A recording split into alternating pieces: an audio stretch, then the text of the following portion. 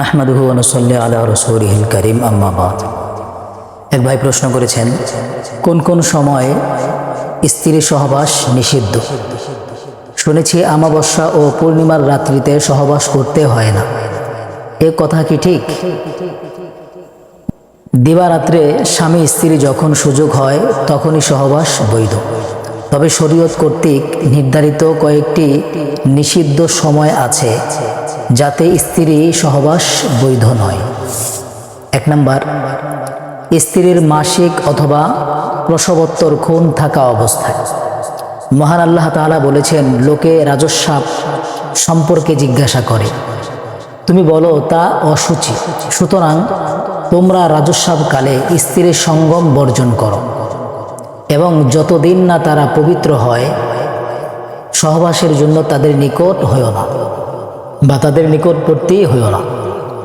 অতঃপর যখন তারা পবিত্র হয় তখন তাদের নিকট সেইভাবে গমন করো যেভাবে আল্লাহ তাআলা আদেশ করেছেন।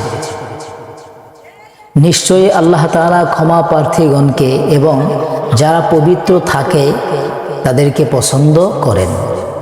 আল্লাহ রসুল সাল্লাল্লাহু আলাইহি সাল্লাম বলেছেন, যে ব্যক্তি তার ঋতুমতী স্ত্রী মাসিক অবস্থায় সঙ্গম করে অথবা কোনো স্ত্রীর গুপ্তধারে সহবাস করে অথবা কোনো গণকের নিকট উপস্থিত হয়ে সে যা বলে তাই বিশ্বাস করে, সে ব্যক্তি মুহাম্মদ সাল্লাল্লাহু আলাইহি ওয়াসাল্লাম এর অবতীর্ণ কোরআনের সাথে কুফরি করে, অর্থাৎ কোরআনকে সে অবিশ্বাস ও অমান্য করে, কারণ কোরআনে এসব কুকর্মকে নিষিদ্ধ ঘোষণা করা হয়েছে।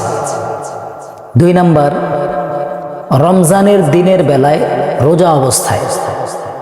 মহান রব্বুল আলামিন বলেছেন, রোজার রাতে তোমাদের জন্য স্ত্রী সহবাস বৈধ করা হয়েছে, তারা তোমাদের পোশাক এবং তোমরা তাদের পোশাক, অর্থাৎ দিনের বেলা রমজান মাসে সহবাস করা আল্লাহ তাআলা নিষিদ্ধ করেছেন, হারাম ঘোষণা করেছেন।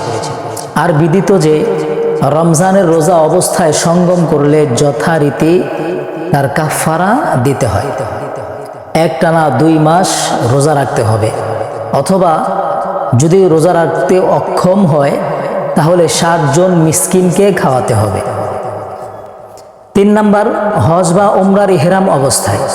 মহান আল্লাহ তাআলা বলেন, সুবিদিত মাসে যথা শাওয়াল, জিলকদ ও জিলহজে হজ হয়। যে কেউ এই মাসগুলোতে হজ করার সংকল্প করে সে যেন হজ এর সময় স্ত্রী সহবাস, কোনো প্রকার যৌনাচার বা পাপ কাজ বা ঝগড়া বিবাদের ভিতরে লিপ্ত না হয়।